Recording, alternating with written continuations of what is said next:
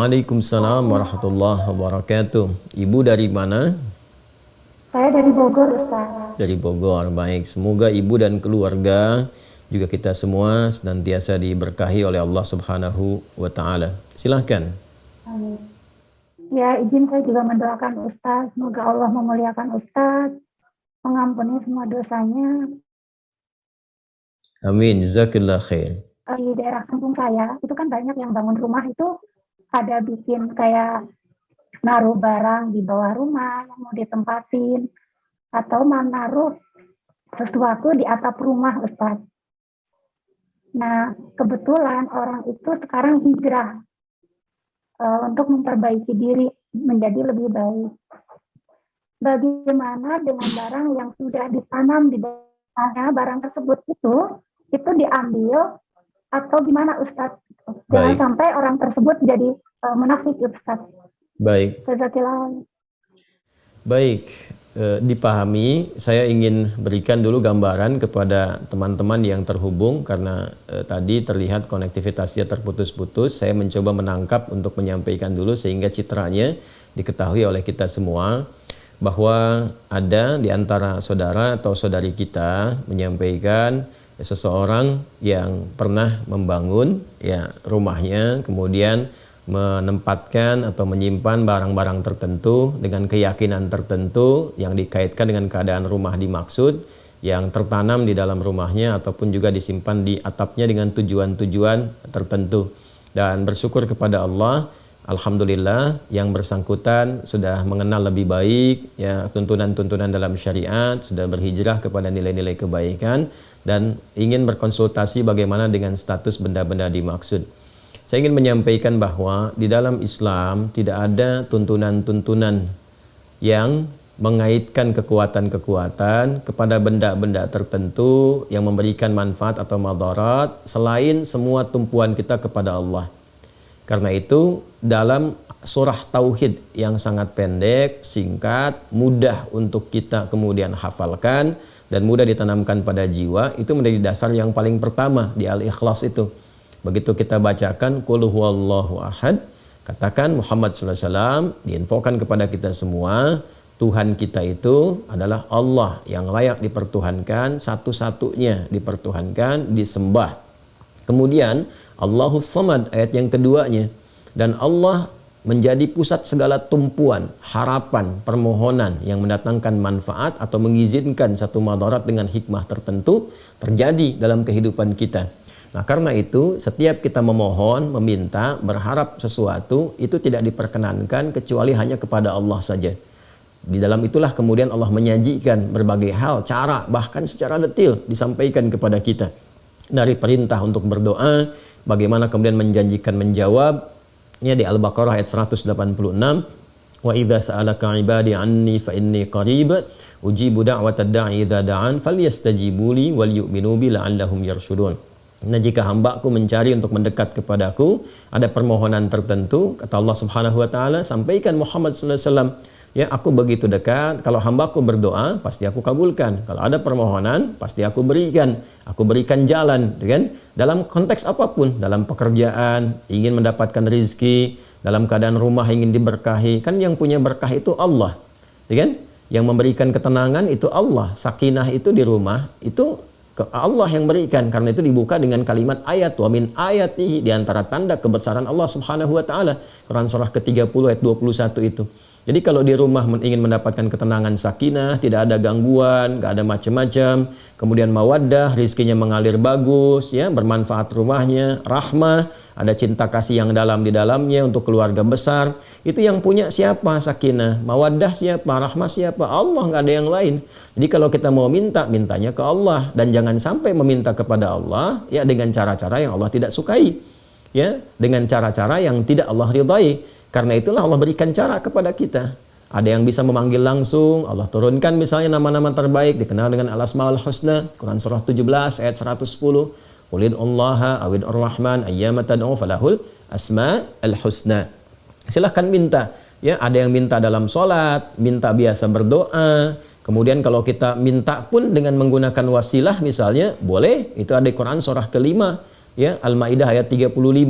Ya ayyuhalladzina amanu taqullaha wabtaghu ilaihil wasilah. Hai orang-orang beriman, tingkatkan takwamu kepada Allah dan cari wasilah, silahkan untuk mendekat kepada Allah, untuk memohon dan untuk mengabulkan apa yang kamu harapkan selama bermaslahat dan baik. Apa di antara wasilah-wasilah dimaksud? Bisa dengan amal-amal kita, lewat sholat, lewat sholawat pada Nabi sallallahu alaihi wasallam, atau kita mengundang orang soleh misalnya untuk mendoakan, boleh.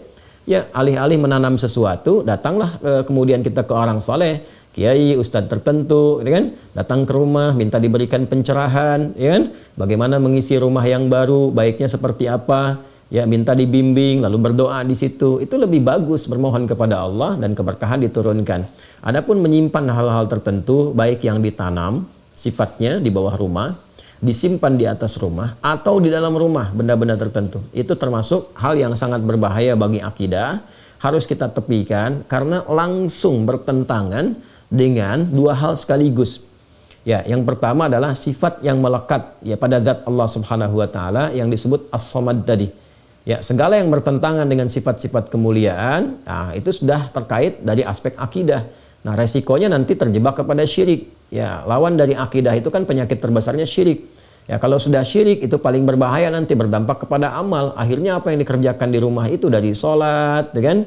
Kemudian ada baca Quran misalnya atau yang lainnya, sepanjang ada syiriknya itu nggak akan banyak berpengaruh. Malah tertutup nanti ya dengan racun syirik itu. Seakan-akan tidak ada guna dari semua itu.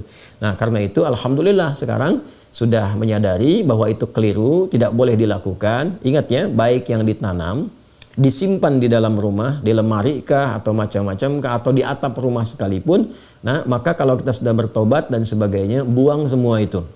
Ya, buang. Kalau masih bisa kita temukan, ya buang, kemudian jauhkan dari kita, gitu kan? Kalau ada yang ditanam, kalau mampu kita dapatkan, ya kita ambil, kemudian buang, hancurkan dan sebagainya. Tapi kalaupun tidak memungkinkan, ya misalnya ditanam nih udah sama pondasi, kalau kita mau buka, gali lagi, bongkar lagi rumahnya, memberikan madarat yang lebih besar misalnya kepada aspek-aspek tertentu yang menyulitkan, maka tidak perlu dilakukan. Yang penting kita hilangkan keyakinannya.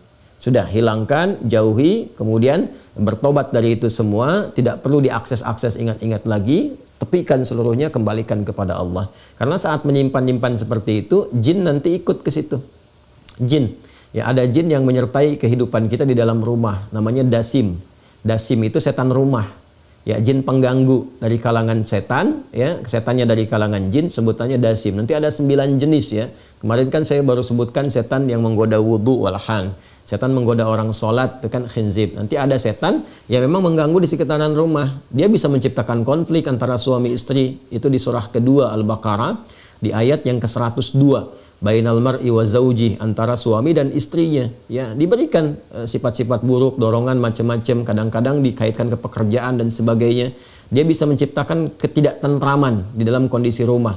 Seakan-akan nyaman, padahal itu ada satu bara dalam sekam. Kadang-kadang masuk dalam mimpi, ngasih mimpi buruk, atau memberikan was-was ketika masuk ruangan tertentu dan sebagainya. Ya, lalu setelah itu ya mudah, hadirkan sesajian, itu pekerjaan jin. Ya, sesajian di dalam rumah atau di luar rumah atau dengan melakukan tindakan tertentu, itu kemusyrikan yang parah nantinya. Karena itu cara untuk mengatasinya, kalau masih bisa diakses, buang sekalian. Ya, kalau tidak bisa diakses atau diakses menyulitkan sekali, sudah cukup hilangkan keyakinannya, bertobat kepada Allah, hilangkan keyakinannya, tingkatkan ibadah kepada Allah Subhanahu wa taala. Nanti dengan sendirinya jinnya akan meninggalkan. Di Quran surah Al-Jin sendiri, surah Al-Jin di ayat yang ke-6 itu jelas Allah sampaikan, wa annahu kana rijalun minal insi ya'udzuuna birijalin minal jinni fazaduhum rahaqa. Dan sungguh ada sementara manusia itu berkongsi dengan jin, minta perlindungan, ya, kemudian minta sesuatu yang diduga mendatangkan manfaat, padahal itu sangat merugikan, kata Allah Subhanahu wa taala. Dimerugikan dunianya, merugikan akhiratnya. Merugikan dunianya hanya memberikan beban nanti, diminta ini, itu dan seterusnya. Kalau tidak ya menghadirkan resiko-resiko. Ya, kemudian di akhiratnya pun ya terjebak dalam suasana syirik yang tidak memungkinkan mendapatkan manfaat dari semua amal yang pernah dikerjakan.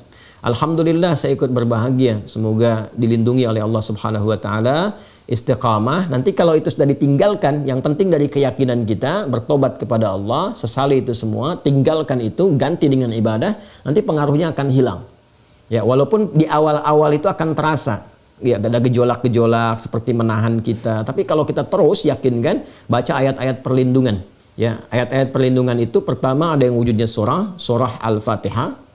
Ya, ini untuk melatih kemantapan jiwa dari gangguan-gangguan waswas-waswas jin dan semisalnya. Itu ada beberapa ayat-ayat. Satu, surah Al-Fatihah yang 7 ayat ya, dari Bismillahirrahmanirrahim sampai waladhdallin. Kemudian Al-Baqarah ayat 255. Ya, ayat Al-Baqarah ayat 255. Kita kenal dengan ayat kursi. Ya. Kemudian yang ketiga itu 3 muawwadzatain, muawwadzatus tsalas ya, ada 3 surah perlindungan. Al-Ikhlas, Al-Falaq, An-Nas. Al-Ikhlas, Al-Falaq, An-Nas. Ini yang paling pokok. Yang paling pokok itu ada 3 ya, Al-Fatihah, kemudian ayat kursi, Al-Ikhlas, Al-Falaq, An-Nas. Kadang-kadang ada yang menambahkan dengan 5 ayat pertama surah Al-Baqarah dari Alif Lam Mim sampai wa ulaika humul muflihun.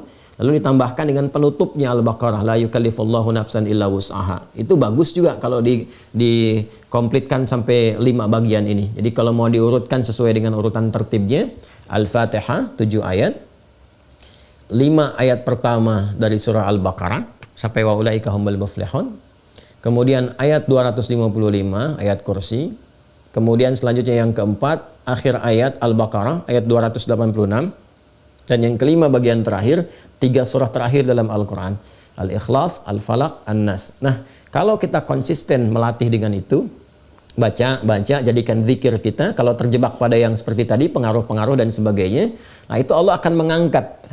Ya, pengaruh-pengaruh jin tadi, pengaruh-pengaruh yang tidak baik, was-was, ketakutan, ada ini, itu diangkat oleh Allah, diganti dengan penanaman tauhid, kekuatan-kekuatan Rabbani namanya, kekuatan Rabbaniyah. Tanamkan pada jiwa kita, sehingga yang tadi itu hilang. Nah, mengangkat sesuatu dari dalam diri kita dan mengganti dengan baiknya, itu yang disebut ruqyah namanya. Karena itu 5 bagian tadi disebut dengan ayat-ayat ruqyah atau surah-surah ruqyah. Itu bisa dengan meruqyah diri sendiri, pribadi kita. Dia membiasakan, jadi mengeluarkan sifat-sifat jelek yang ada dalam diri kita, entah pengaruh dari nafsu atau pengaruh dari was-was setan. Ya, itu dibiasakan juga oleh para ulama. Makanya setiap sholat kan ada surah-surah berzikir kan? Ya, 3 surah terakhir termasuk surah Al-Baqarah 255, ayat kursi itu kan kita pakai lewat zikir. Ya, Al-Fatihah kita pakai, kemudian 5 ayat juga di pembuka Al-Baqarah dan 1 ayat terakhir penutupnya kita pakai juga. Dan yang paling populer kan Al-Ikhlas, Al-Falaq, An-Nas. Ya, itu saya kira yang bisa dilakukan ya Bu. Kalau bisa diakses, ambil barangnya, buang, itu kan, hancurkan. Kalau nggak bisa sama sekali seperti ditanam, ya tidak harus melakukan tindakan yang beresiko lebih besar lagi, ya baik kepada finansialnya ataupun juga kesulitan untuk tinggal atau bahkan merombak, memberikan beban lebih. Cukup tinggalkan, sesali gitu kan, dan jauhkan, lalu mulai meruqyah diri kita sehingga terbebas dari pengaruh-pengaruh benda yang dimaksudkan. Tapi kalau masih bisa diakses, misalnya ditanamnya di sampingnya yang bisa digali dan sebagainya, buang, karena khawatir nanti ada perjanjian-perjanjian tertentu yang tidak diketahui mengikat pada barang itu, ya kan, yang bisa mempengaruhi kepada tubuh. Ya, tapi kalau sudah tidak sama sekali bisa ditemukan, 5 bagian tadi tolong dilakukan untuk bisa menghadirkan perlindungan dari Allah Subhanahu wa taala dan mematikan ya jaringan-jaringan keburukan tadi yang mungkin hadir di situ yang dimanfaatkan oleh jin tertentu, kalangan tertentu dari waswas syaitan. Saya kira seperti itu, Bu ya. Dan mudah-mudahan keluarga dijaga selalu, istiqamah dalam kebaikan, dan kita semua mudah-mudahan juga kembali kepada Allah dalam keadaan husnul khatimah insyaallah. Wallahu taala a'lam bissawab. Jazakillah.